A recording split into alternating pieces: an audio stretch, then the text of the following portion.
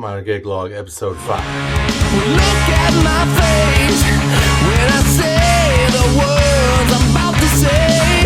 Oh, you're so lucky I loved you. You're so lucky that you made it so far. You're so lucky I loved you because I never really liked you at all. Brian Minor Gig Log, episode 5. Alright, so can you smell that smell?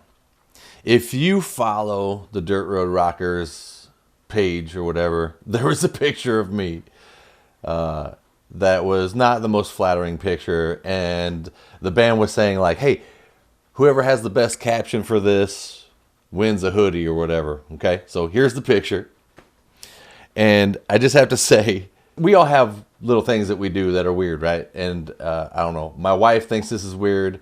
A lot of my friends are like, it's weird, Brian, you tend to want to smell everything. And I'm one of them dudes. Like, if you hand me something, I'll be like, I'm gonna smell it, right? I don't know, it's just one of the things I do. You hand me something, I'm gonna smell it. I do it all the time. I used to do it with the kids. I'd hold the kids and I'd smell their heads, all right, sniffing on them and stuff. I don't know, there's something about it. I'm weird that way, I guess. But so we were playing a gig and we got some food from the food stand or whatever, and we got some burgers, some fries, and some hot dogs. And I decided that, you know, I had some of the burger, didn't care for it much, put it down, and then I picked up the hot dog and I sniffed it because I wanted to smell the hot dog just to see what the hot dog smelled like. So, hey, I'm just telling you what happened, how this happened, all right? And then I put it down. And then Wyatt, across the table, the singer of Dirt Road Rockers, he's like, Brian, that was hilarious. Why'd you smell that? Whatever. And I was like, I don't know. I didn't know I did. I didn't even notice I smelled it. And he's like, smell it again. And then so I did. And then he took that picture and put it up. So that was a reenacted picture. He didn't catch me in the moment. So anyway, he thinks it's funny. And by the way, for this guy to think that I'm going to put this up on our site and have people caption it, and it's our new guitar player, he barely knows me. We've been around each other like 5 times. And he thinks, oh, we're going to put this up there. See, that's something I would do. I would do that to somebody and think that it's funny. And I guess I just got to sit back and watch people make fun of me and look at my stupid face sniffing a hot dog. Thanks, Wyatt. I was on the Dwyer and Michael's morning show a few weeks ago. Well, episode 2. I think that's what it was. And if you remember, I said something about country songs being like rehashed 80s riffs, right? Or 80s songs. And I'm going to demonstrate that now for you because this is so evident, all right? Somebody asked me, how did I memorize 50 songs that I've never heard before in such a small amount of time? And the way I had to do it was I had to associate the riffs as I was learning them to riffs that I already know. So there's a lot of these songs that are the same exact riff, or at least close enough to an old 80s song that I already know, for me to go ahead and just in my head go, okay, this country song, this title is this 80s song, and I associate them somehow. For example, see if you know what this riff is right here, if you recognize this.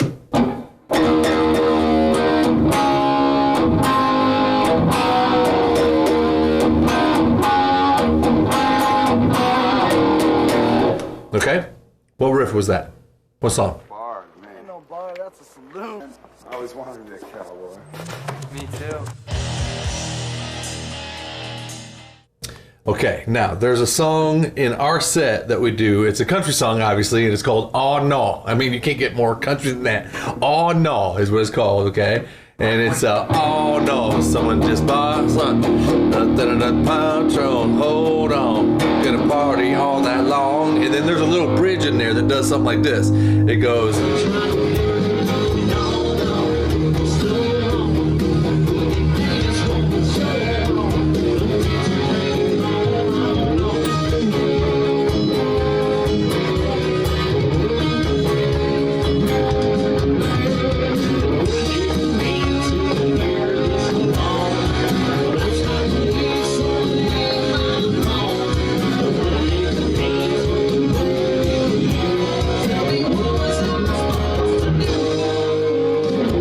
Wanted Man right there in Aw Naw country song. Another example, tell me if you recognize this. There's one of the songs we do is called I Love This Life. And I don't know if this is specifically an 80s song or not, but tell me if you've heard this riff before. Maybe you have, but it starts like this.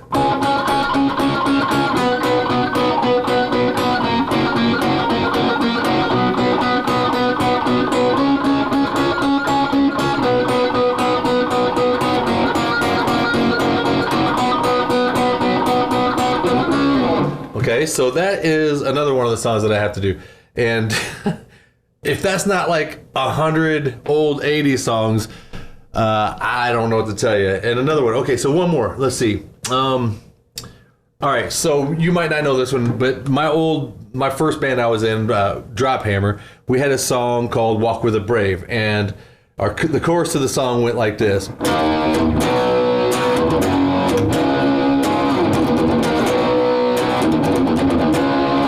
Okay, so that was the chorus to Walk with a Brave by Drop Hammer. And then there's a song, I can't remember what it's called, but it's on the set list. I want to say How Country Feels, maybe. But,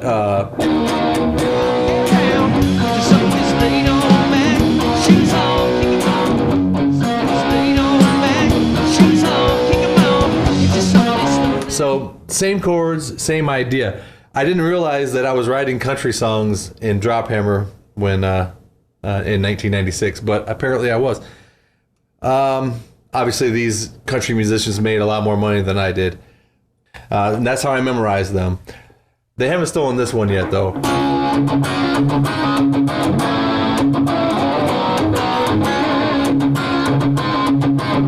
They haven't stole that one yet.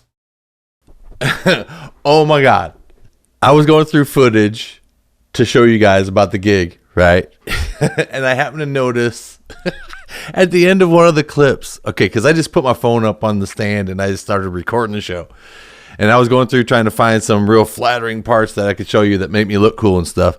And I noticed at the end of this clip, listen to this. Listen to this part. Tell me what you think you hear. I think somebody just said that we suck. Like, see, listen. These guys suck. Do you hear it? Listen again. Sure as shit. These guys suck. There you have it, folks. There you have it. I was sitting here thinking, who could that have been that said that? Because sometimes your friends, you know, your buddies, they'll just yell out something stupid like, you suck, or free bird, or whatever. I don't think it was that. I think somebody really said that because now that I think about it, I remember standing there looking out at the audience, and I don't know the Dirt Road Rockers followers, okay? I'm new to this band, so I don't know what their group is like, what their fans are like. And I'm the new guitar player. I got to go up there and fill, like, whatever spot. So, but I do remember looking out, and I saw there was a couple standing there, and they were kind of off to the left in front of me. And they were looking at the band like this. Right? So they're literally like mean mugging us the whole time. And I noticed this kid, the guy looked like, it was a couple, a girl and a guy. The guy looked like he just got off work at the farm shoveling pig crap. And then he finally got to take his girlfriend out for a while. And they showed up at Harley Corins in Bettendorf to see a country band. And we're not a country band. And they seemed pissed because we're rocking. We're playing basically, well, it's not country. If they came to line dance, they were pissed. It might have been them. I don't know who it was, but whoever said it, I don't recognize the voice. I don't know who it is, but apparently they were just letting it out right at the end of After a Few is what the song is. And they had it. And they were going to let us know, these guys suck. Hey guys, bring us away.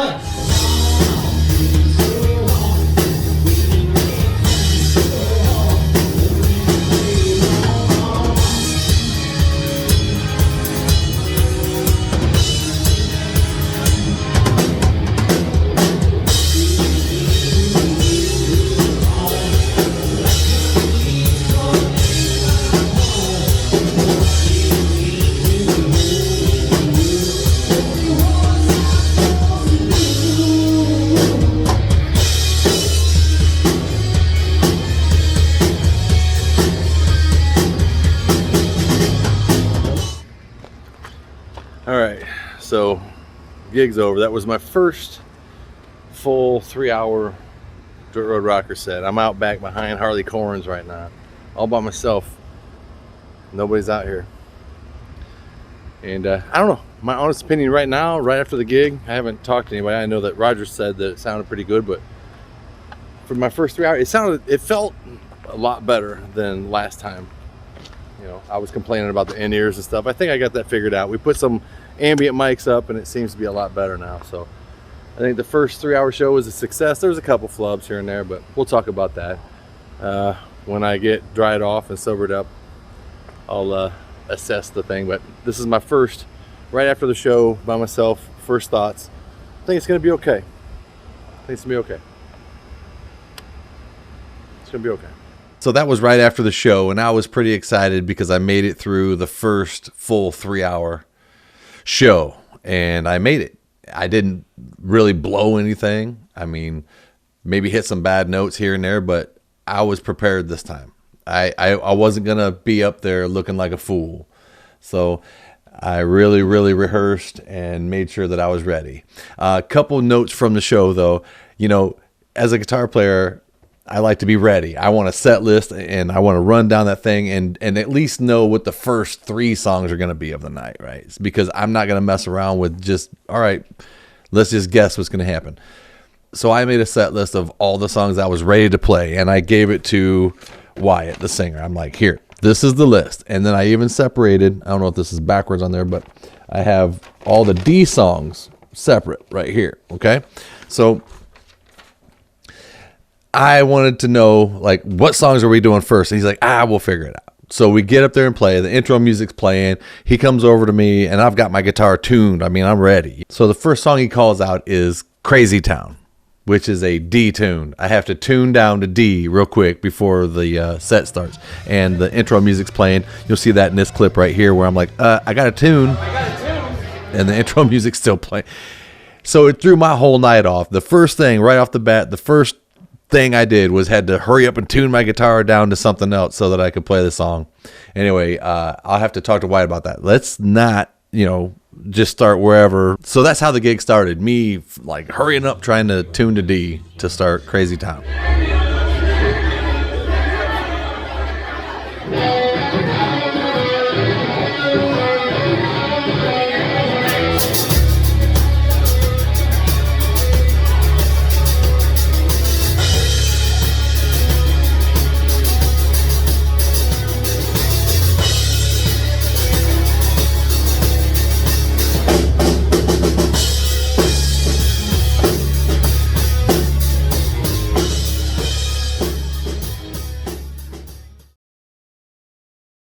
All right, let's get serious here. Being the lead guitar player of the Dirt Road Rockers is kind of stressful for me a little bit because let's think about, going into a band that had a guitar player in it that is smoking good. I mean, the guitar player in Dirt Road Rockers is Colin Keemley, 29-year-old young gun. He can play. That kid can play. Okay. Never in my history have I ever been number 2 guitar player or thought that I was filling the shoes of a guitar player that was better than me. And I'm not trying to sound egotistical. It's just the truth. I mean, better at some things maybe, but I never felt like, man, that guy's head and shoulders better than me.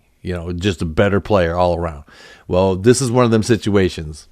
Coming into the Dirt Road Rockers, I know truthfully and honestly that Colin Keemley is a better guitar player than me. I've got a lot to learn. I can catch up with him. Hey, I'll put it like this. The 28-year-old Brian Miner would have hung with this kid easily. I would not have been intimidated by him. I would have been more inspired maybe by his choices and all that. But this kid's technique is spot on. Okay, so the recording I have to learn all these songs is a gig they played in Dubuque or something, and Keemley was the lead guitar player. So the recording I have to learn the songs and how they play it is Colin playing. And listening to his solos and the way he does things was a smack in the face because this kid can play. He can shred. So there's some stuff I had to stop, re-listen to it. Like, what was he doing there? And so many tasty open country runs. I mean, the kid lives in Nashville. He's around top-notch players all the time. His vocabulary is huge.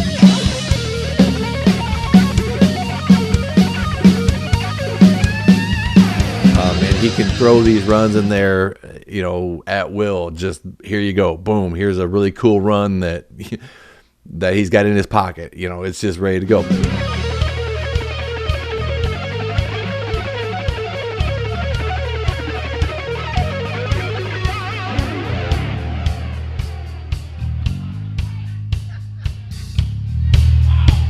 And I haven't played in a long time, so to have to fill the shoes of Colin Keemley and play in front of people that are expecting maybe to see him play, it just feels like, oh man, I hope that they're ready to see Brian Miner and what Brian Miner brings to the table. And it's not the same as Colin.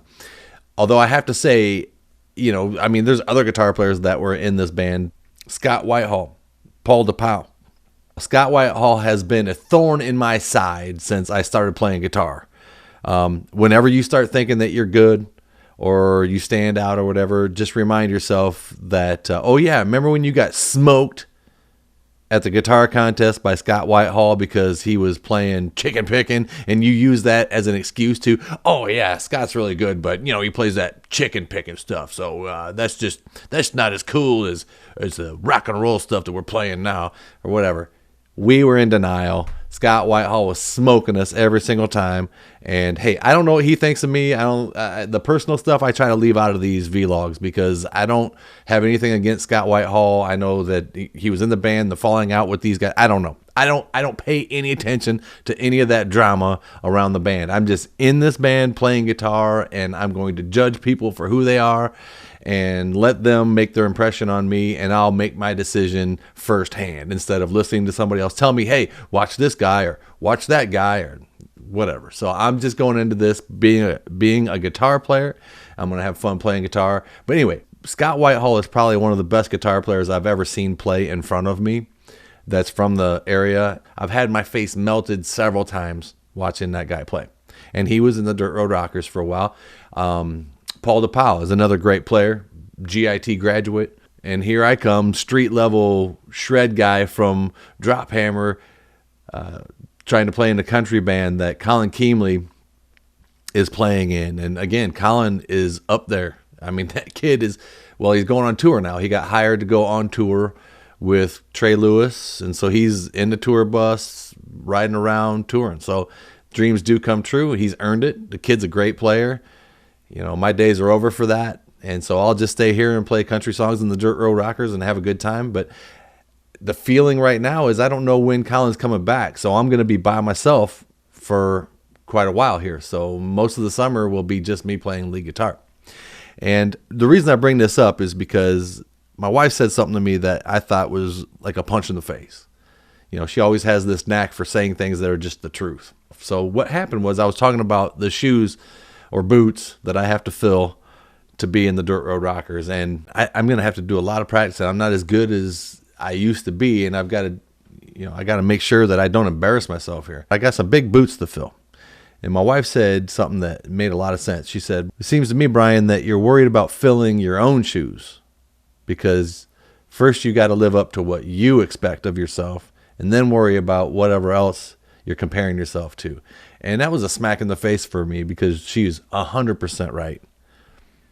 I have to worry about filling my own shoes first. And that's a tough gig because I expect a lot of myself.